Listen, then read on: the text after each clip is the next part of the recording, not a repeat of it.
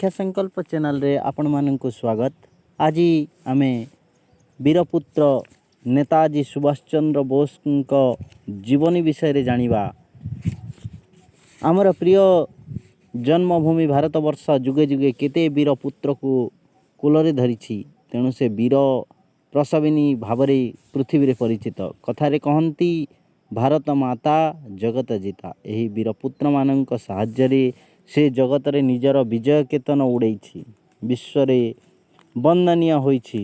जो वीर संतान माने ए देशर सुनाम को जगत रे खेलाई देइछंती सेनंग मध्य नेताजी सुभाष चंद्र बोस जणे।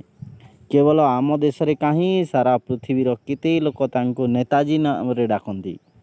खाली वीरत्व रे नुहे निजर ज्ञान गारिमा समाज सेवा निस्वार्थपर समाज सेवा और अपूर्व त्याग बल से जुग जुग धरी अमर हो रही और रहिबे। नेताजी सुभाष चंद्र बोस से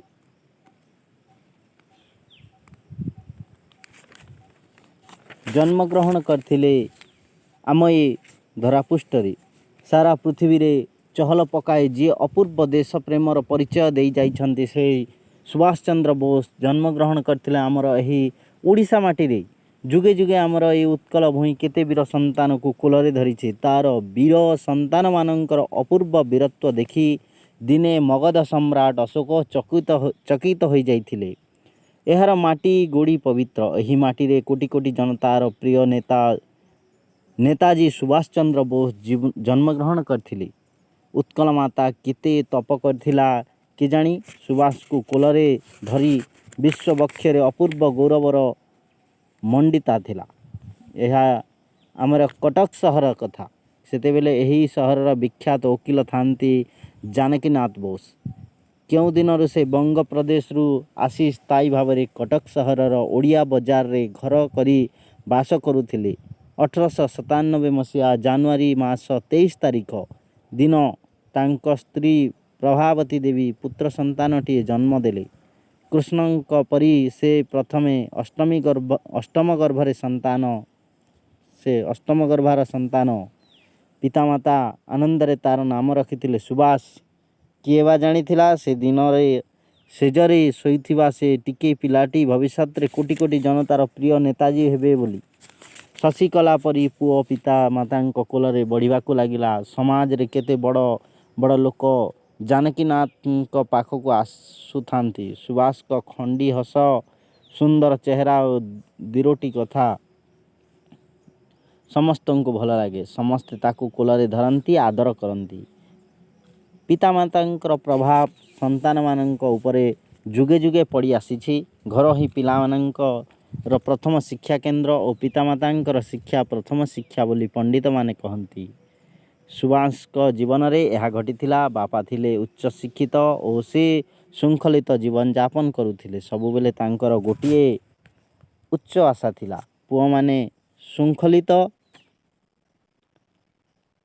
जीवन यापन करी जीवन रे उच्च शिखर को उठंतु यह तांकर इच्छा थिला। सुभाष बापांक ठारू उच्च आशा और श्रृंखलित जीवन यापन शिक्षा करिथिले। बापा तांको सबुबेले कहती श्रृंखला मनीष को योग्य करी गढ़ी तोले। आउ पिलाटी बेले उच्च आशा रखिले मनीष दिने उन्नतर शेष सीमार पहुँची पारे। सुभाष को शिक्षादान पाई से उत्तम व्यवस्था करथिले। बापांक ठारू माँ प्रभावती देवी प्रभाव तांको उपरे बेसी पड़ीथिला। प्रतिदिन देवतांक पूजारे तांकर अनेक समय करुथिला। से नियमित प्रार्थना करुथिले। साधु संत मानकर सेवा करिवारु से भारी भल पाउथिले। एते संतानंक भितरे से सुभाष को सबुठारु बेसी भल पाउथिले। माँ पाखरे बसाई तांको अनेक कहानी कहती। से गुड़िक मध्य पूरी रहीथिला सत्य न्याय धर्म परोपकार और वीरत्वर कहानी। प्रभावती देवी भिकारीटीए देखिले भी भारी सम्मान देखाती और मन जानी खाइबा को दियंते। तांकर एही उत्तम गुण गुड़िक सुभाष को जीवन को गढ़ी तोलीथिला। सुभाष जे दिने बड़ होई देश रे ना रखिबे यह तांकर पिलादिनर केतोटी घटनारू जना पड़ीथिला। पाठ पढ़ा प्रति तांकर आग्रह देखी विद्यालयर शिक्षक माने चकित हो जाउथिले। प्रत्येक ପରୀକ୍ଷାରେ ସେ ସବୁ ବିଷୟରେ ଭଲ କରି ପ୍ରଥମ ସ୍ଥାନ ଅଧିକାର କରିଥିଲେ। ଗୋଟିଏ ଛୋଟ ପିଲାର ଜୀବନରେ କେତେଗୁଡ଼ିଏ ଘଟଣାକୁ ଲକ୍ଷ୍ୟ କରି ଶିକ୍ଷକମାନେ ତାଙ୍କୁ ସର୍ବଦା ପ୍ରଶଂସା କରୁଥିଲେ। ତୁଳସୀ ଦୁଇ ପତ୍ରରୁ ବାସିଲା ପରି ତାଙ୍କ ଚରିତ୍ରରେ ସୁଗୁଣଗୁଡ଼ିକ ଛୋଟ ବେଳରୁ ସମସ୍ତଙ୍କୁ ମୁଗ୍ଧ କରିଥିଲା। ଅଧିକାଂଶ ସମୟରେ ତାଙ୍କୁ ଡାକ୍ତରଖାନାରେ ଦେଖିବାକୁ ମିଳେ। ସେଠାରେ ରୋଗୀମାନଙ୍କର ସେବା କରନ୍ତି, ଅସହାୟ ରୋଗୀମାନଙ୍କୁ ଫଳ ଓ ବିସ୍କୁଟ ଦିଅନ୍ତି। ତାଙ୍କର ଏହି ରୋଗୀ ସେବା ଡାକ୍ତରମାନଙ୍କର ଦୃଷ୍ଟି ମଧ୍ୟ ଆକର୍ଷଣ କରେ। ଛୋଟ ପିଲାଟିର ଏହି ଗୁଣ ଦେଖି ସେମାନେ ଚକିତ ହୁଅନ୍ତି। କଟକ ସହରର ଗଳିକନ୍ଦି ବୁଲି ସେ ଲୋକମାନଙ୍କର ସେବା କରନ୍ତି। ସେତେବେଳେ କଟକ ସହରର ବହୁ ଲୋକ ଅସ୍ୱାସ୍ଥ୍ୟକର ପରିବେଶରେ ରହି ନାନା ପ୍ରକାର ରୋଗରେ ଆକ୍ରାନ୍ତ ହେଉଥିଲେ। ସୁବାସ ରାସ୍ତାଘାଟ ସଫା କରିବାରେ ସେ ଓ ପୋଖରୀରୁ ଦଳ କାଢ଼ିବାରେ ଲାଗିଯାଆନ୍ତି। ଥରେ କଟକ ସହରର ଗୋଟିଏ ବସ୍ତିରେ ହଇଜା ଲାଗିବାରୁ ଅନେକ ଲୋକ ମଲେ। ସେତେବେଳେ ଲୋକମାନଙ୍କର ଧାରଣା ଥିଲା ଯେ ହଇଜା ରୋଗ ନୁହେଁ, ଠାକୁରାଣୀ ଗୁଣି ମନ୍ତ୍ର ଦ୍ୱାରା ଏହା ଭଲ ହେବ। ସେ ବସ୍ତିର ଗୁଣିଆଟିଏ ଭଲ ପଇସା ରୋଜଗାର କଲା। ମାତ୍ର ସୁବାସ ଘର ଘର ବୁଲି ଲୋକଙ୍କ ସେବା କରିବା ସଙ୍ଗେ ସଙ୍ଗେ ହଇଜାରେ ଗୋଟିଏ ରୋଗ ଏକଥା ଲୋକଙ୍କୁ ବୁଝାଇଲେ। ରାସ୍ତାଘାଟ ସଫାସୁତୁରା କରିବା ପାଇଁ, ପାଣି ଫୁଟାଇ ପିଇବା ପାଇଁ ଏବଂ ଶବଗୁଡ଼ିକୁ ଦୂରେଇ ପୋଡ଼ିଦେବା ପାଇଁ ସେ ଲୋକମାନଙ୍କୁ ବୁଝାଇଲେ। ରୋଗ ଆସ୍ତେ ଆସ୍ତେ କମିବାକୁ ଲାଗିଲା। ସୁବାସଙ୍କ ପାଇଁ ଗୁଣିଆର ରୋଜଗାର ବନ୍ଦ ହୋଇଗଲା। ସେ ତାକୁ ମାରିଦେବାକୁ ଚକ୍ରାନ୍ତ କଲା। ଦିନେ ଗୁଣିଆ ଘରେ ନଥାଏ, ତା ସ୍ତ୍ରୀକୁ ଏହି ରୋଗ ଧରିଲା। ସୁବାସ ତାର ସେବାରେ ଲାଗି ପଡ଼ିଲେ। ତାଙ୍କ ସେବାରେ ସେ ବଞ୍ଚିଗଲା। ଗୁଣିଆ ସୁବାସଙ୍କର ଏ କାମ ଦେଖି କାନ୍ଦି ପକାଇ କହିଲା, ପୁଅ, ତୋ ପାଇଁ ମୋ ସ୍ତ୍ରୀ ବଞ୍ଚିଗଲା। ତୋ ପ୍ରତି ମୁଁ ଖୁବ୍ ଅନ୍ୟାୟ କରିଛି। ଭଗବାନ ମୋତେ ଦଣ୍ଡ ଦେବେ। ତୋର ମଙ୍ଗଳ ହେଉ। ତୋତେ ଆଶୀର୍ବାଦ କରନ୍ତୁ। ସେହି ଦିନଠାରୁ ତାଙ୍କର ଶତ୍ରୁ ଗୁଣିଆ ତାଙ୍କର ମିତ୍ର ହୋଇଗଲା। ଦରିଦ୍ର ଓ ଅସହାୟ ମଣିଷର ସେବାରୁ ସେ ଭଗବାନଙ୍କ ସେବା ବୋଲି ଭାବୁଥିଲେ। ମାଙ୍କର ଗୋଟିଏ କଥାକୁ ସେ ସାରା ଜୀବନ ଭୁଲି ପାରିନଥିଲେ। ସେ ସବୁବେଳେ ତାଙ୍କୁ କହନ୍ତି, ବାପା, ଭିକାରୀଟିଏ ହେଲେ ବି ତୁ ତାକୁ ସମ୍ମାନ ଦେଖାଇବୁ। ଅସହାୟ ଲୋକର ଆଖିରୁ ଲୁହ ପୋଛି ପାରିଲେ ଭଗବାନଙ୍କର ଆଶୀର୍ବାଦ ତୋ ଉପରେ ଫୁଲ ପରି ପଡ଼ିବ। ତେଣୁ ସେ ପିଲାବେଳେ କଟକ ସହରର ଗଳିକନ୍ଦି ବୁଲି ଅସହାୟ ମଣିଷର ସେବା କରୁଥିଲେ। ଅନ୍ଧଟିଏ ଦେଖିଲେ ସେ ତାକୁ ଧରି ଧରି ନିଅନ୍ତି। ବିଦ୍ୟାଳୟକୁ ଗଲାବେଳେ ଜଳଖିଆ ଖାଇବା ପାଇଁ ମା ପଇସା ଦେଇଥାନ୍ତି। ବାଟରେ ଅନ୍ଧ ଛୋଟାଙ୍କୁ ଦେଖି ସେ ଦେଇଯାଆନ୍ତି।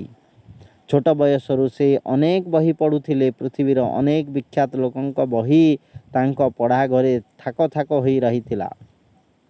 ଭାରତର ମୁକ୍ତି ପାଗଳ ମହାନ ସନ୍ନ୍ୟାସୀ ବିବେକାନନ୍ଦଙ୍କ ବହିକୁ ସେ ମନ ପ୍ରାଣ ଦେଇ ପାଠ କରୁଥିଲେ। ଭାରତବର୍ଷର ଯୁବକମାନଙ୍କୁ ସେ ଯେଉଁ ଉପଦେଶ ଦେଇଥିଲେ, ତା ଦ୍ୱାରା ସୁବାସ ବହୁ ଭାବରେ ପ୍ରଭାବିତ ହୋଇଥିଲେ। ସେଗୁଡ଼ିକୁ ପାଠ କଲାପରେ ପରାଧୀନ ମାତୃଭୂମିର ଦୁଃଖ ମୋଚନ କରିବା ପାଇଁ ସେ ପ୍ରେରଣା ପାଇଥିଲେ। ସାହେବଙ୍କର ଚଳଣି ଓ ତାଙ୍କର ପୋଷାକ ପତ୍ରକୁ ସେ ଘୃଣା କରିବାକୁ ଲାଗିଲେ। 1913 ମସିହାରେ ସେ ସମଗ୍ର ବିଶ୍ୱବିଦ୍ୟାଳୟରେ ଦ୍ୱିତୀୟ ସ୍ଥାନ ଅଧିକାର କରି ପ୍ରବେଶିକା ପରୀକ୍ଷାରେ ଉତ୍ତୀର୍ଣ୍ଣ ହେଲେ। FA ପଢ଼ିବା ପାଇଁ ସେ କଲିକତା ଯାତ୍ରା କଲେ। ଓଡ଼ିଶାରୁ ବିଦାୟ ନେବା ଆଗରୁ ତାଙ୍କ ହୃଦୟରେ ଦେଶପ୍ରେମର ମଞ୍ଜି ରୋପିତ ହୋଇ ସାରିଥିଲା।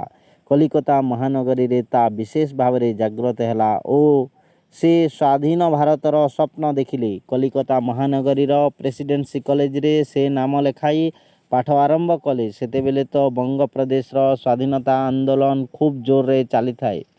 ବଙ୍ଗର ବଡ଼ ବଡ଼ ନେତାମାନେ ଭାଷଣ ଦେଇ ଦେଶପ୍ରେମର ବହ୍ନି କାଢ଼ି ଦେଉଥାନ୍ତି। ସ୍ୱାଧୀନ ଚେତା ସୁବାସଙ୍କ ଉପରେ ଏହାର ପ୍ରଭାବ ପଡ଼ିବା ସ୍ୱାଭାବିକ। ସେହି ସମୟରେ କଲେଜରେ ମଧ୍ୟ ଗୋଟିଏ ଘଟଣା ଘଟିଗଲା। ଜଣେ ସାହେବ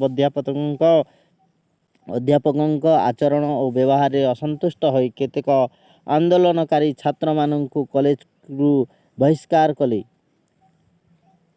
ସୁବାସ କିନ୍ତୁ ସେ ଆନ୍ଦୋଳନରେ ଜଡ଼ିତ ନଥିଲେ, ଯେହେତୁ ସେ ଅତ୍ୟଧିକ ସ୍ୱାଧୀନ ଚେତା ଥିଲେ। ଅଧ୍ୟକ୍ଷଙ୍କ ଆଖି ତାଙ୍କ ଉପରେ ପଡ଼ିଲା। ସେ ବି କଲେଜରୁ ବହିଷ୍କୃତ ହେଲେ। ଭାବୁଥିଲେ ଦେଶ ସେବା କରିବା ପାଇଁ ଶପଥ ନେଲାବେଳେ ସେ କହିଥିଲେ, ମୋ ଭାରତ ଜନନୀ, ତୋ ଆଖିରେ ଲୁହ, ହାତରେ ବନ୍ଧନ ଦେଖି ଏ ପୁଅ ଯା ବଞ୍ଚି ରହିଛି। ମୋତେ ଆଶୀର୍ବାଦ କର। ମା, ଜଣେ ଯୋଗ୍ୟ ପୁତ୍ର ପରି ମୁଁ ଯେପରି ତୋ ସେବାରେ ହସି ହସି ପ୍ରାଣ ଦିଏ। ପିତା ଜାନକୀନାଥ ବୋଷଙ୍କ ମନରେ ଗୋଟିଏ ଉଚ୍ଚ ଆଶା ଥିଲା। ତାଙ୍କ ଜୀବିତ 6 ପୁଅଙ୍କ ମଧ୍ୟରେ ସୁଭାଷ ହିଁ ତାଙ୍କର ଇଚ୍ଛା ପୂରଣ କରିପାରିବେ ବୋଲି ସେ ଭାବୁଥିଲେ। ତାଙ୍କର ପ୍ରତ୍ୟେକ ପୁତ୍ର ଥିଲେ ଉଚ୍ଚ ଶିକ୍ଷିତ, ମାତ୍ର କେହି ଜଣେ ସେ ସମୟରେ ସର୍ବଶ୍ରେଷ୍ଠ ସମ୍ମାନ ICS ଉପାଧି ପାଇ ନଥିଲେ। ସୁଭାଷ ମାତୃଭୂମିର କଥା ଭାବୁଥିଲା ବେଳେ ସେ ତାଙ୍କର ବିଲାତ ଯିବା କଥା ଚିନ୍ତା କରୁଥିଲେ। ବନ୍ଧୁମାନେ ବି ତାଙ୍କର ପାଖକୁ ଲେଖିଲେ, ପୁଅକୁ ଯଥାଶୀଘ୍ର ବିଲାତ ପଠାନ୍ତୁ, ନଚେତ୍ ଆପଣଙ୍କର ଆଶା ପୂରଣ ହୋଇପାରିବ ନାହିଁ। ଭାରତୀୟ ସଂଗ୍ରାମରେ ସେ ଝାସ ଦେଇପାରନ୍ତି। ବିଳମ୍ବ ନ କରି ପିତା ପୁତ୍ରକୁ ନିଜର ମନର କଥା ଜଣାଇଲେ। ଯୋଗ୍ୟ ପୁତ୍ର ପିତାଙ୍କର କଥା ବା କାଟିବେ କିପରି? ସେ କହିଲେ, ବାପା, ମୁଁ ଲଣ୍ଡନ ଯିବି, ICS ପରୀକ୍ଷାରେ ଉତ୍ତୀର୍ଣ୍ଣ ହେବି। ଆପଣଙ୍କ ବାଧ୍ୟ କେବେ ହେବି ନାହିଁ, କିନ୍ତୁ ମୋର ଏକ ଅନୁରୋଧ ଆପଣଙ୍କୁ ରଖିବାକୁ ହେବ। ମୁଁ ICS ପରୀକ୍ଷାରେ ଉତ୍ତୀର୍ଣ୍ଣ ହେଲା ପରେ ଆପଣ ମୋତେ ଚାକିରି କରିବାକୁ ବାଧ୍ୟ କରିବେ ନାହିଁ। ବାପା ତାଙ୍କର ଏ କଥା ଉପରେ ସହଜରେ ରାଜି ହୋଇଗଲେ। 1919 ମସିହାରେ ସୁଭାଷ ବିଲାତରେ ପହଞ୍ଚିଲେ। ସେଠାରେ ସେ ICS ପରୀକ୍ଷା ପାଇଁ ପ୍ରସ୍ତୁତ ହେଲେ। କ୍ୟାମ୍ବ୍ରିଜ ବିଶ୍ୱବିଦ୍ୟାଳୟରେ ସେ ନାମ ଲେଖାଇ ପୁଣି ଥରେ BA ପଢ଼ିଲେ।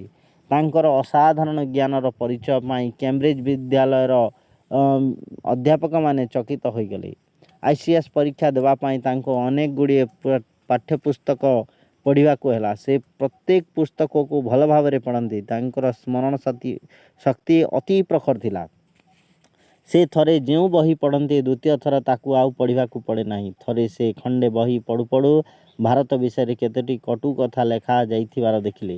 ଜନ୍ମମାଟି ଭାରତ ମାତା ପ୍ରତି ଏ ଅପମାନ ସେ ସହିବେ କିପରି? ରାଗରେ ତାଙ୍କ ହୃଦୟ ଜଳି ଉଠିଲା। ସେ ବିଳମ୍ବ ନ କରି ବିଶ୍ୱବିଦ୍ୟାଳୟର କର୍ତ୍ତୃପକ୍ଷଙ୍କ ପାଖରେ ଏହାକୁ ଦୃଢ଼ ପ୍ରତିରୋଧ କଲେ। ଏକାକୀ ସେଠାରେ ସେ ଯେଉଁ ଆନ୍ଦୋଳନ କଲେ, ବିଶ୍ୱବିଦ୍ୟାଳୟ କର୍ତ୍ତୃପକ୍ଷ ସେଥିରେ ହାର ମାନିଲେ।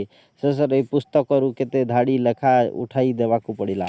ସେଦିନ ବିଦ୍ୟାଳୟର ଅଧ୍ୟାପକମାନେ ଜଣେ ଭାରତୀୟ ଛାତ୍ରର ଦେଶପ୍ରେମ ଦେଖି ଚକିତ ହୋଇ ଯାଇଥିଲେ। ବିଲାତ ଭାରତରେ ଚାଞ୍ଚଲ୍ୟ ସୃଷ୍ଟି କରି ସେ କଠିନ ICS ପରୀକ୍ଷାରେ କୃତିତ୍ୱର ସହିତ ଉତ୍ତୀର୍ଣ୍ଣ ହେଲେ। ଅଳ୍ପ କେତୋଟି ମାସ ପରିଶ୍ରମ କରି ସେ ଏ ପରୀକ୍ଷାରେ ଚତୁର୍ଥ ସ୍ଥାନ ହାସଲ କଲେ। ତାଙ୍କୁ ଏଥିପାଇଁ ଅନେକ ଅଭିନନ୍ଦନ ମିଳିଲା, ମାତ୍ର ତାଙ୍କ ମନରେ ଏ କୃତିତ୍ୱ ପାଇଁ ଟିକିଏ ହେଲେ ଆନନ୍ଦର ଚିହ୍ନ ନଥିଲା। ମନେ ପଡ଼ିଲା ତାଙ୍କର ଗୁରୁଦେବ ବିବେକାନନ୍ଦଙ୍କର ସେ ବାଣୀ, ଉଠ, ଜାଗ୍ରତ ହୁଅ, ଜନ୍ମମାଟି ତୁମକୁ ଚାହିଁ ରହିଛି। ମା ତା'ର ସନ୍ତାନମାନଙ୍କୁ ଡାକୁଛି। ତା'ର ସେବା କରି ଜୀବନକୁ ସାର୍ଥକ କର। ସେ ଚାକିରି କରିବେ ନାହିଁ ବୋଲି ଶପଥ କଲେ। ଜନ୍ମଭୂମିରେ ସେବା କରିବା ପାଇଁ ସେ ଭାରତ ଅଭିମୁଖେ ଯାତ୍ରା କଲେ। ଭାରତ ମାଟିରେ ପାଦ ଦେଇ ସେ ପ୍ରଥମେ ଭାରତ ଜନନୀକୁ ପ୍ରଣାମ କଲେ। ତାପରେ ସେ ଚାଲିଲେ ଭାରତୀୟ ସ୍ୱାଧୀନତା ଆନ୍ଦୋଳନର କର୍ଣ୍ଣଧାର ଜାତିର ପିତା ବାପୁଜୀଙ୍କ ପାଖକୁ। ବାପୁଜୀ ଯୁବକ ସୁଭାଷଙ୍କ କଥା ଶୁଣି ବଡ଼ ଖୁସି ହେଲେ ଓ ICS ଚାକିରି ପ୍ରତ୍ୟାଖ୍ୟାନ କରିଥିବାରୁ ତାଙ୍କୁ ଅଭିନନ୍ଦନ ଜଣାଇଲେ। ସରକାରୀ ଚାକିରି କରିବାକୁ ତାଙ୍କର ବନ୍ଧୁ ଓ ପରିବାରର ଲୋକମାନେ ତାଙ୍କୁ ଅନେକ ବୁଝାଇଲେ। ନିଜେ ସେ ସମୟର ଭାରତ ସଚିବ ସାର୍ ୱିଲିୟମ ତାଙ୍କୁ ଡାକି ନେଇ ବଡ଼ ଚାକିରିର ପ୍ରଲୋଭନ ଦେଖାଇଲେ, ମାତ୍ର କେହି ତାଙ୍କୁ ଲକ୍ଷ୍ୟ ପଥରୁ ହଟାଇ ପାରିଲେ ନାହିଁ। ବିଦେଶୀ ସରକାର ଅଧୀନରେ ଚାକିରି କରିବା ଅର୍ଥ ଗୋଲାମଗିରି କରିବା, ଏକଥା ସେ ସ୍ପଷ୍ଟ ଭାବରେ ଜଣାଇଦେଲେ। ବାପୁଜୀଙ୍କ ଦ୍ୱାରା ପରିଚାଳିତ କଂଗ୍ରେସରେ ଯୋଗ ଦେଇ ସେ ଦେଶ ସେବାରେ ଲାଗି ପଡ଼ିଲେ। 1921 ମସିହାରେ ଇଂଲଣ୍ଡର ଯୁବରାଜ ଭାରତ ପରିଦର୍ଶନରେ ଆସିଲେ। ଏ ଦେଶର ସ୍ୱାଧୀନତା ଚେତା ଯୁବକମାନେ ତାଙ୍କୁ ଭାରତ ଗସ୍ତକୁ ବିରୋଧ କଲେ। କଂଗ୍ରେସ ଘୋଷଣା କଲା, ଯିଏ ଆମର ସ୍ୱାଧୀନତାକୁ ଅପହରଣ କରିଛି ତାଙ୍କୁ ଆମେ ସମ୍ବର୍ଦ୍ଧନା ଜଣାଇବା ନାହିଁ। ଇଂଲଣ୍ଡର ଯୁବରାଜ ଭାରତ ଆସିଲେ। କଲିକତାରେ ତାଙ୍କ ଗସ୍ତକୁ ବିରୋଧ କରି ହରତାଳ ହେଲା। ସୁଭାଷଚନ୍ଦ୍ର ସେ ହରତାଳର ନେତୃତ୍ୱ ନେଇ ବନ୍ଦୀ ହେଲେ। ତା ପୂର୍ବରୁ ଚିତ୍ତରଞ୍ଜନ ଦାସ ବନ୍ଦୀ ହୋଇ ଜେଲରେ ଥିଲେ। ଗୁରୁ ଶିଷ୍ୟ ଦୁହେଁ ଗୋଟିଏ ଜେଲରେ ରହିଲେ। 1922 ମସିହାରେ ସୁଭାଷ ମୁକ୍ତ ହେଲେ। ସେହି ସମୟରେ ବଙ୍ଗପ୍ରଦେଶରେ ଭୟଙ୍କର ବନ୍ୟା ହେଲା। ସୁଭାଷ ତାଙ୍କର କର୍ମୀମାନଙ୍କୁ ନେଇ ଘର ଘର ବୁଲି ସାହାଯ୍ୟ ମାଗିଲେ। ବଢ଼ି ଅଞ୍ଚଳରେ ସେ ଅଖିଆ ଅପିଆ ରହି ଲୋକମାନଙ୍କ ସେବା କରିବାକୁ ଲାଗିଲେ। ଭାରତ ସ୍ୱାଧୀନତା ଆନ୍ଦୋଳନକୁ ବଙ୍ଗପ୍ରଦେଶର ଦାନ ଅତୁଳନୀୟ। ବଙ୍ଗଳାର ଯୁବକ ଯୁବତୀମାନେ ଦେଶ ପାଇଁ ହସି ହସି ଯେଉଁ ଜୀବନ ଦାନ କରିଛନ୍ତି, ତାହା ଆଜି ଇତିହାସରେ ଲେଖା ହୋଇ ରହିଛି। कविगुरु रवीन्द्रनाथ और बंकिम चंद्र तांकर लेखा माध्यम विद्रोहर निआ जालीदेले। समग्र बंग प्रदेश स्वाधीनता संग्राम पीठस्थली हो उठिला। सेठारे आंदोलन को परिचालना करुथिले देशप्राण चित्तरंजन दास। सुभाष चंद्र तांको जाई साक्षात कले। प्रथम देखारे सुभाष तांको प्रति आकृष्ट हो पड़े। तांको महान व्यक्तित्व पाखरे युवक सुभाष मुंडन हो गला। चित्तरंजन कहले, धन्य तुम्हें सुभाष, एते बड़ चाकरीर मोह त्याग करी तुम्हें देश सेवा करने को धाई आसीच। समग्र देश पाई तुम परि दृढ़मना युवक को अपेक्षा करिछि। आम जातीय कांग्रेस रे मतभेद देखादेला। देशबंधु चित्तरंजन बापूजी केतेक कार्यपंथा को समर्थन कले नाही। फल से कांग्रेस बाहरी आसी स्वराज्य दल गठन कले। सुभाष चंद्र मध्य अन्य केतेक नेतांक सह गुरुंक स्वराज्य दल रे जोग देले। कलिकता पौरसभा निर्वाचन रे स्वराज्य दल भोट पाइला। फल सुभाष पौरसभार मुख्यकर्ता हेले। तांको द्वारा से समय रे कलिकता रे अनेक जनहितकार काम होउथिला। शिक्षा विस्तार पाई से अनेक विद्यालय, चिकित्सा पाई से अनेक डाक्तरखाना बसाइथिले। निस्वार्थपर भाव में काम करी से जनसाधारण प्रशंसा पात्र हेले। सुभाष लोकप्रियता को इंग्रेज सरकार सही पारे नहीं। सरकार तांको भल करी जानती। तांको नेतृत्व प्रति कोटी कोटी भारतीय विश्वास रही। सुभाष सिंह छुआ पछघुंचा से केवे शिखी नाहंती। तेणु तांको लोकप्रियता को नष्ट कर सरकार चक्रांत कला और तांको मिछ केस रे दोषी करी बंदी कला। सुभाष को बंदी करी सरकार गोटे बड़ कार्य हासिल कले। मात्र प्रिय नेतांकर मुक्ति पाई बंगर जनसाधारण विद्रोह कले। ताहा दमन करिवा पाई सरकार को बहु कष्ट सहिबा को हैला। से जेल भितर सबु बेले देश कथा भाबुथिले, किंतु चिंता करी से राति रे सोई पारु नथिले। फल तांको देह खराब हैला। से जेल रे थिबा बेले तांको गुरुदेव देश प्राण चित्तरंजन मृत्यु हैला। ए दारुण संवाद पाई से दुख रे भांगी पड़िले। तांकर स्वास्थ्य अति खराब हेबाकु लागिला। अधिक काल तांको जेल रे रखिले। सारा देश रे विद्रोहर निआ जली उठिबो बोली सरकार भाविले। तेणु तांको 1827 मसीह रे बर्मार मांडाला के जेल रु खलास करागला। सुभाष का गुरु चित्तरंजन दास मृत्यु पर बंग देशर आंदोलन प्रथम दायित्व तांका उपरे पड़िला। बंगवासी तांकर प्रिय नेता भाव में सुभाष को ग्रहण करने सेतेबेला को स्वराज्य दल दुर्बल हो जाए। बापूजी आंदोलन उपरे भारतीय माने भरोसा रखी पुणी समस्त कांग्रेस पताका तले एकत्रित होई और आंदोलन चालू रखिले। 1927 मसीह से बंग प्रदेश कांग्रेस कमिटीर सभापति दायित्व ग्रहण कले। तांको डाकरारे बंगलार लक्ष लक्ष युवक आगे आसिले। सुभाष से युवक मानू नहीं एक स्वेच्छासेवक दल गठन कले। से उक्त बाहिनीर सर्वोच्च नेता हेले और युवक मानू सामरिक तालीम देले। 1928 मसीह कलिकता जातीय कांग्रेस वार्षिक अधिवेशन हला बसिला। पंडित नेहरूंकर पिता मोतीलाल नेहरू से अधिवेशन रे सभापति होइथिले। सुभाष हजार हजार युवकों को नहीं और सामरिक पोशाक सज्जित हो सभापति मोतीलाल रु जो सम्मान देखाइले सेपरी सम्मान पूर्वर कौन सभापति पाई नथिले। इंग्रेज सरकार भारतीय नेता मानक सहित एक प्रकार खेल खेलु थांती। भारतीय मानक केतेक अधिकार और सुविधा सुजोग देवा पाए से माने खाली कमिशन बसाउ थांती। मात्र फल किछि हेउनथिला। फल सुभाष चंद्र और पंडित जवाहरलाल नेहरू देशर पूर्ण स्वाधीनता दाबी कले। विप्लवी सुभाष चंद्र आ विलंब न करी साबरमती चलिले। गांधीजी सहित तांकर अनेक आलोचना हैला। गांधीजी तांको सबु मत ग्रहण करि पारले नाही। दुखित मनरे फेरी आसिले। सुभाष चंद्र आह्वान देश सारा विद्रोहर निआ जाली देला। युवा गोष्ठी गुप्त समिति मान गठन कले। संग्राम आरंभ करदेले। इंग्रेज सरकारंकर बंग प्रदेश रास्ताघाट संग्रामी मानक रक्त रे लाल हो गला। केतेक विप्लवी फांसी काठ रे झुलिले। फल सरकारंकर आखि सुभाष चंद्र उपर पड़ा। किछि दिन पर से बंदी हो जेल रे रहिले। जेल रे थिबा बेले कलिकता कॉर्पोरेशन रो निर्वाचन हला। सुभाष चंद्र जेल रे थाई ए निर्वाचन लढ़िले और मेयर रूपे निर्वाचित हेले। एथरो तांकर लोकप्रियता अनुमान करा जी पारे। जन साधारण प्रबल दाबी फल सरकार तांको खलास करदेले। कांग्रेस इंग्रेज सरकार सहित असहयोग और आईन मान्य आंदोलन करवा बोली घोषणा कला। एही भयर इंग्रेज सरकार बापूजी सहित लंडन रे आलोचना कले, मात्र फल किछि हला नाही। बापूजी खाली हाथ रे फेरी आसिला परे भारत रे विद्रोह आरंभ हो गला। फल रे बापूजी समेत अन्य बड़ बड़ नेता माने गिरफ हेले। सुभाष मध्य छाड़ पाइले नाही, तांको जबलपुर जेल रे रखा गला। किछि दिन परे तांको देह भीषण असुस्थ हला। डॉक्टर माने तांको यूरोप नहीं भल करिवा पई परामर्श देले, तेणु सरकार तांको भयना पठाई देले। ଭିଏନା ରୁ से स्विट्जरलैंड गले।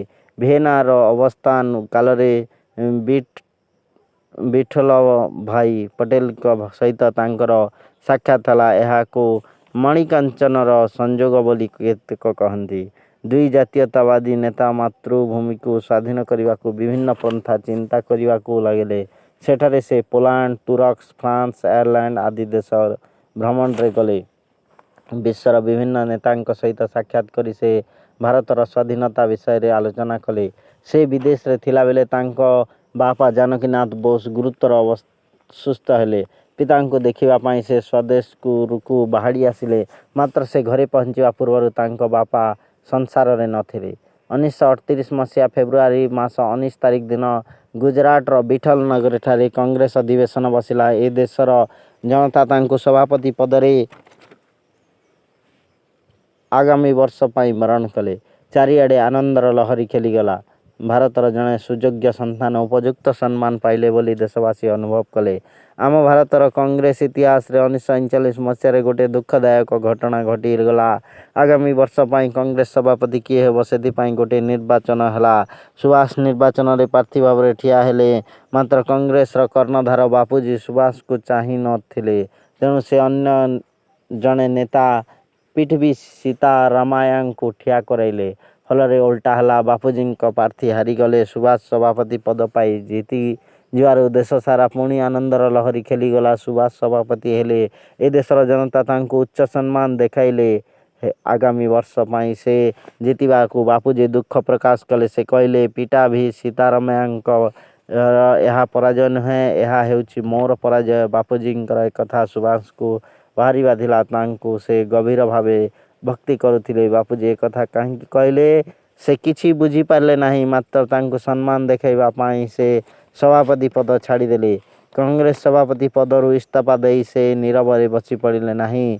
से भारत माता को अधिक काल पराधीन रखा चाहू नथिले। कांग्रेस रो अहिंसा नीति उपर से विश्वास रखी पारिले नाही। बापूजी सहित से अनेक थर आलोचना कले, मात्र से अहिंसा नीति तिले हेले हटिले नाही। तेणु से एक नूतन दल गठन कले।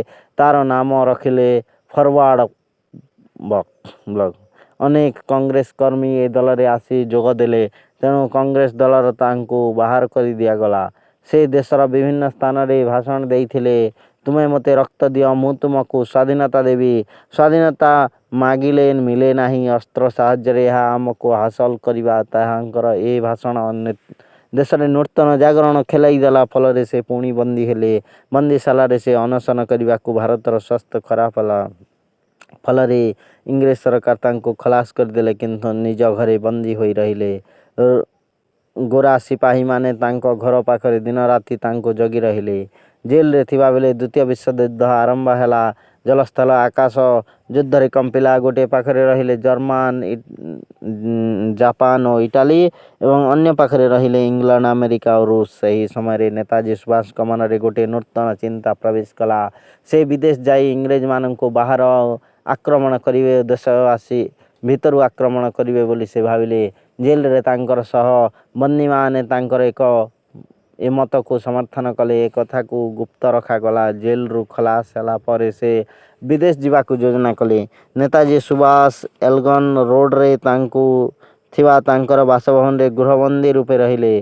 सेठे केते जन विश्वस्त कर्मी ए दुस्साहसिक कार्य किपरि सफल हेबा आलोचना कले। घटनाटी संपूर्ण गुप्त रही गला। से तो पहाड़ इलाकार लोक नुहंते, जन जंगल पहाड़ पर्वत पार होई से किपरि विदेश घाट रे ପାଦ ଦେବେ। ସରକାର ଜାଣିଲେ ତ ଆଉ ରକ୍ଷା ନାହିଁ। ଏ ସମସ୍ତ ଯୋଜନା ଭଣ୍ଡୁର ହୋଇଯିବ। ଦେଶର ସ୍ୱାଧୀନତା ଦୂରେଇ ଯିବ। ସୁଭାଷଙ୍କ ଦେହରେ ସତ ସିଂହର ବଳ ଅଛି।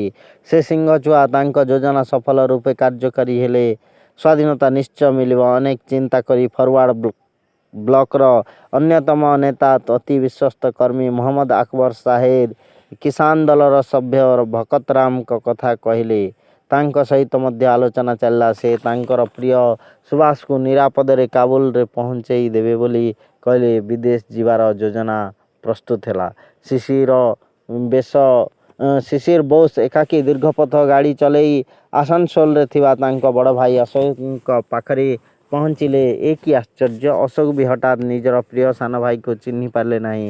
ଖାଣ୍ଟି ମୌଲବୀ। ସେମାନଙ୍କ ପାଖରୁ ବିଦାୟ ନେଇ ଦୃଢ଼ମନା ସୁଭାଷ ଆସି ଗୋମୋ ରେଳ ଷ୍ଟେସନରେ ପହଞ୍ଚିଲେ। ସେଠାରେ ସେ ରେଲରେ ବସି ପେଶୱାର ଯାତ୍ରା କଲେ। ଗାଡ଼ି ଭିତରେ ନିଜକୁ ଜିଆଉଦ୍ଦିନ ବୋଲି ପରିଚୟ ଦେଲେ।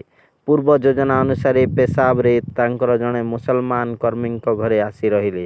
ସେଠାରୁ ଭବତରାମଙ୍କ ସହିତ ତାଙ୍କର ଯାତ୍ରା ପୁଣି ଆରମ୍ଭ ହେଲା। ଯେଉଁମାନେ ସୁଭାଷକୁ ସାକ୍ଷାତ କରିବାକୁ ଆସୁଥିଲେ, ଗୋଇନ୍ଦାମାନେ ପ୍ରଥମେ ସେମାନଙ୍କୁ ପରୀକ୍ଷା କରି ଭିତରକୁ ଛାଡ଼ୁଥିଲେ। ଦିନେ 2 ଜଣ ମୌଲବୀ ତାଙ୍କୁ ଦେଖା କରିବାକୁ ଆସିଲେ। ପ୍ରଥମେ ଗୋଇନ୍ଦା ଅଫିସରମାନେ ତାଙ୍କୁ ପରୀକ୍ଷା କରି ଛାଡ଼ିଦେଲେ। ସେମାନେ ପ୍ରାୟ 1 ସପ୍ତାହ ପର୍ଯ୍ୟନ୍ତ ତାଙ୍କ ପାଖରେ ଆସିଲେ, ଯାହାଫଳରେ ଗୋଇନ୍ଦା ଅଫିସରମାନଙ୍କର ତାଙ୍କ ପ୍ରତି ଆଉ ସନ୍ଦେହ ହେଲା ନାହିଁ। କଥାରେ ତ ଅଛି, ଚିହ୍ନା ବ୍ରାହ୍ମଣର ପଇତା ଦରକାର ନାହିଁ। ସେମାନେ ତାଙ୍କୁ ଆଉ ପରୀକ୍ଷା କଲେ ନାହିଁ। 1941 ମସିହା ଜାନୁଆରୀ ମାସର 15 ତାରିଖ ଏକ ଶୀତ ସନ୍ଧ୍ୟା ସୁଭାଷ ପୁତୁରା ଶିଶିର କୁମାରଙ୍କୁ ଗାଡ଼ି ପ୍ରସ୍ତୁତ କରିବାକୁ କହିଲେ। ଆଗ ଯୋଜନା ଅନୁସାରେ ମୌଲବୀ 2 ଜଣ ଆସି ପହଞ୍ଚିଗଲେ। ହଠାତ୍ ମୌଲବୀ ବେଶରେ ଠିଆ ହେଲେ ସୁଭାଷ। ଚିହ୍ନିବାର ପ୍ରାୟ ଉପାୟ ନାହିଁ। ଘର ଲୋକ ବି ଜାଣିପାରିଲେ ନାହିଁ। ସମସ୍ତଙ୍କ ପାଖରୁ ବିଦାୟ ନେଇ ସେ ଜଣେ ମୌଲବୀଙ୍କ ସହିତ ବାହାରକୁ ଚାଲି ଆସିଲେ। ଗାଡ଼ି ମୁହୂର୍ତ୍ତକ ମଧ୍ୟରେ ଅଦୃଶ୍ୟ ହୋଇଗଲା। ଜାନୁଆରୀ ମାସ 26 ତାରିଖ ଦିନ ସୁଭାଷ ନାହାନ୍ତି ବୋଲି ସରକାର ଜାଣିପାରିଲେ। ଉଚ୍ଚ ଗୋଇନ୍ଦା କର୍ମଚାରୀମାନେ ମୁଣ୍ଡରେ ହାତ ଦେଲେ। ସରକାର ଚକିତ ହେଲେ। ସାରା ଦେଶରେ ତାଙ୍କୁ ଖୋଜା ଚାଲିଲା। ସୀମାନ୍ତ ବନ୍ଦ କରି ଦିଆଗଲା, କିନ୍ତୁ ତାଙ୍କର ସନ୍ଧାନ ମିଳିଲା ନାହିଁ। ବ୍ରିଟିଶ ସରକାରଙ୍କ ଆଖିରେ ଧୂଳି ଦେଇ ସେ ସେତେବେଳେ କାବୁଲରେ ଜଣେ ଭାରତୀୟ ବ୍ୟବସାୟୀ ଉତ୍ତମ ଚାନ୍ଦଙ୍କ ଘରେ ଆଶ୍ରୟ ନେଲେ। ସୁଭାଷ ନାହାନ୍ତି ଜାଣି ଭାରତର ଜନସାଧାରଣ ଦୁଃଖରେ ଭାଙ୍ଗି ପଡ଼ିଲେ। ବ୍ରିଟିଶ ସରକାର ତାଙ୍କୁ ଗୋପନରେ ହତ୍ୟା କରିଛି ବୋଲି କେତେକ ଲୋକଙ୍କ ଧାରଣା ହେଲା। ବହୁ କଷ୍ଟରେ ନେତାଜୀ ରୁଷର ରାଜଧାନୀ ମସ୍କୋରେ ପହଞ୍ଚିଲେ। ରୁଷର ନେତାମାନଙ୍କ ସହିତ ତାଙ୍କର ମନଖୋଲା ଆଲୋଚନା ହେଲା। ମାତ୍ର ରୁଷରୁ ସେ ସାହାଯ୍ୟ ପାଇବାର ଆଶା ଦେଖିଲେ ନାହିଁ। କାରଣ ରୁଷ ସରକାର ଇଂଲଣ୍ଡ ସହିତ ଶତ୍ରୁତା ଆଚରଣ କରିବାକୁ ଚାହିଁଲେ ନାହିଁ। ତେଣୁ ସେ ବର୍ଲିନ ଅଭିମୁଖେ ଯାତ୍ରା କଲେ। ସେତେବେଳେ ପୃଥିବୀ ଯୁଦ୍ଧରେ କମ୍ପୁଥାଏ। ଦ୍ୱିତୀୟ ମହାସମର ଜର୍ମାନୀ ଓ ଇଂଲଣ୍ଡ ମଧ୍ୟରେ ଘମାଘୋଟ ଲଢ଼େଇ ଚାଲିଥାଏ। ଇଟାଲୀ ମଧ୍ୟ ଇଂଲଣ୍ଡ ବିରୁଦ୍ଧରେ ଥାଏ। ଏହି ସମୟରେ ସୁଭାଷ ଚନ୍ଦ୍ର ବର୍ଲିନରେ ପହଞ୍ଚିଗଲେ। ଜର୍ମାନର ସର୍ବମୟ କର୍ତ୍ତା ହିଟଲର ନେତାଜୀଙ୍କୁ ଅଭିନନ୍ଦନ ଜଣାଇ କହିଲେ, ଜର୍ମାନ ଆପଣଙ୍କୁ ସବୁ ପ୍ରକାର ସାହାଯ୍ୟ କରିବାକୁ ଅପେକ୍ଷା କରିଛି। ମୁଁ ମାତ୍ର 8 କୋଟି ଲୋକଙ୍କ ନେତା, କିନ୍ତୁ ଆପଣଙ୍କ ଉପରେ 40 କୋଟି ଲୋକଙ୍କ ସ୍ୱାଧୀନତାର ବୋଝ ଲଦା ହୋଇଛି। ଭାରତର ସର୍ବମୟ କର୍ତ୍ତା ହିସାବରେ ଆପଣଙ୍କୁ ମୁଁ ସ୍ୱାଗତ କରୁଛି। ଭାରତ ଯିବାର ଦୀର୍ଘ 10 ମାସ ପରେ ଭାରତ କାହିଁକି ସମଗ୍ର ପୃଥିବୀର ଲୋକମାନେ ତାଙ୍କ କଣ୍ଠସ୍ୱର ରେଡ଼ିଓରୁ ଶୁଣିବାକୁ ପାଇଲେ। ମୁଁ ସୁଭାଷ କହୁଛି। ସେଦିନ ଭାରତର ଲୋକମାନେ ଜାଣିଲେ ସୁଭାଷ ବଞ୍ଚିଛନ୍ତି। ସବୁଆଡ଼େ ଆନନ୍ଦର ଲହରୀ ଖେଳିଗଲା। ବର୍ଲିନରୁ ଦେଶବାସୀଙ୍କ ପାଇଁ ଗୋଟିଏ ଭାଷଣ ଦେଲେ। ଶେଷରେ ସେ ଉଚ୍ଚସ୍ୱରରେ କହିଲେ, ଜୟ ହିନ୍ଦ। ତାପରେ ସେ ଭାରତବାସୀଙ୍କ ହୃଦୟରେ ସ୍ୱାଧୀନତାର ମନ୍ତ୍ର ଭରିଦେବା ପାଇଁ ବହୁତ ଥର ରେଡ଼ିଓ ମାଧ୍ୟମରେ ଭାଷଣ ଦେଇଛନ୍ତି। ତାପରେ ବର୍ଲିନରୁ ଯାଇ ସିଙ୍ଗାପୁରରେ ପହଞ୍ଚିଥିଲେ। ସିଙ୍ଗାପୁରରେ ରହି ଇଂରେଜମାନଙ୍କୁ ଆକ୍ରମଣ କରିବାକୁ ହେଲେ ଜାପାନ ସରକାରଙ୍କର ଅନୁମତି ଲୋଡ଼ା। ତେଣୁ ସେ ଜାପାନ ଚାଲି ଆସିଲେ। ଜାପାନର ପ୍ରଧାନମନ୍ତ୍ରୀ ଟାଜୀ ତାଙ୍କୁ ଅଭିନନ୍ଦନ ଜଣାଇଲେ ଓ ଭାରତର ସ୍ୱାଧୀନତା ପାଇଁ ସବୁ ପ୍ରକାର ସାହାଯ୍ୟ କରିବେ ବୋଲି ଘୋଷଣା କଲେ। ଭାରତ ମାଟିରେ ପାଦ ଦେଇ ବୀର ଓ ସୈନିକମାନେ ଆଗେ ଭାରତ ମାତାକୁ ପ୍ରଣାମ ଜଣାଇଲେ ଓ ମାଟି ଉପରେ ଗଡ଼ିଗଲେ। ଇଂରେଜ ସୈନ୍ୟଙ୍କ ସହିତ ଆଜାଦ ହିନ୍ଦ ଫୌଜର ଭୟଙ୍କର ଯୁଦ୍ଧ ହେଲା। आरंभ हैला। इंग्रेज माने परास्त हेले। नेताजी उद्यम सफल हैला। मणिपुर रे भारतर स्वाधीनता पताका फरफर हो उड़िला। नेताजी भारतर केतेक अंश को स्वाधीन कले। नेताजी जेते विपद रे पड़िले मध्य से केबे आशा हरांती नाही। से आगे चलिले मात्र भाग्य तांक प्रति अनुकूल हैला नाही। इंग्रेज सैनिक माने विमान रो अहरह गोला वर्षण कले। मात्र सुभाष के पाखरे विमान नथिला। ता छड़ा आजाद हिंद फौजर वीर सैनिक माने खाद्य पानी पाई असुविधा रे पड़िले। जून मास बेलको प्रबल वर्षा आरंभ हैला। वर्षा बन्या रे खाद्य जोगाई पारले नाही। तेणु आजाद हिंद फौजर सैनिक माननको किछि दिन पाई सुभाष पछको हटै नेले। किछि दिन पर सुभाष पुणी आक्रमण पाई योजना कले। अर्थर अभाव नथिला। रेंगुन रे तांको जन्मदिन पालन हेउथिबा बेले सेठाकर भारतीय माने नेताजी को तांको ओजन र सुना उपहार देइथिले। तेणु से युद्ध पाई पुणी प्रस्तुत हेले। मात्र शीत दिन आसिला मात्रे इंग्रेज मानकर अचानक भावरे रेंगुन अधिकार कले। सेठारे थिबा भारतीय सैन्य माने इंग्रेज मानक द्वारा बंदी हेले। जापान मध्य बड़ असुविधार सम्मुखीन हैला। तापरे प्रबल आक्रमण हेबारु से आउ आगे पारले नहीं। ये समस्त घटना नाटकीय भाव में घटीगला। जापान इटाली जर्मनी समस्ते परास्त हेले। आजाद हिंद फौज मध्य इंग्रेज मान पाखरे आत्मसमर्पण कला। से समय नेताजी विभिन्न स्थान रे बुली आसी सिंगापुर रे थिले। सेठारे से तांकर सहकर्मी माननको बाकी थिबा दरमा देइथिले। इंग्रेज को माने तांको बंदी करिबा पाई उद्यम चलाइले। तेणु एही महान देशप्रेमी विप्लवींकर निरापत्ता पाई जापान सरकार व्यस्त होई पड़िले। जापान ऑफिसर माने तांको साइगन चली जीवा पाई अनुरोध कले। से अन्य मानक सहित साइगन रे पहुंचिले। सेठे किछि दिन अवस्थान करी से विमान रे किछि स्थान को गले। तांको पृथ्वीवासी जानी पारले नहीं। नेताजी आज क्योंठी ए प्रश्नर सठिक उत्तर आज जाए कहीं दे पारि नाहंती। जो बड़ बड़ नेता माने सेमानकर महनीय गुणर परिचय दे ए पृथ्वी को विदाय नहीं जानती। सेमानकर जयंती और श्राद्ध दिवस प्रत्येक देश रे पालित होए। मात्र नेताजी केवल जन्म दिवस टी पालन करा जाउछि। तांकर श्राद्ध दिवस नुहे। कारण से मरी छंती कि बंची छंती ए कथा दृढ़ भावे कही ए पर्यंत कही पारि नाहंती। केतेक कहती साइगन रो से टोकियो आसुथिबा समय उड़ाजहाज दुर्घटना रे मृत्यु मुखरे पड़िछंती। केतेक ए कथा को मध्य विश्वास करंती नाही। सेमानकर धारणा नेताजी एबे भी बंची छंती। आम सरकार प्रकृत घटना जानिबा को कमिशन बसाई थिले। मात्र प्रकृत कथा ए पर्यंत जानि पारला नाही। से बंची छंती एवं दिने फेरिबे बोली अनेक लोक एबे विश्वास करुछंती। घटना जहा हेउना काई कि तांका उज्जवल देश प्रेमर कहानी जुग जुग पाई इतिहास रे अलिवा गार होई रही जीवो। भारत मातार ए वीर पुत्र को कौनसी भारतीय भूली पारिबे नाही। तांका जय हिंद और दिल्ली चलो बाणी प्रत्येक भारतीय जुग जुग पाई उद्बुद्ध करिवो। जदि भिडियोटी भल लागिछि निश्चित भाव रे लाइक सब्सक्राइब और शेयर करंतु। धन्यवाद।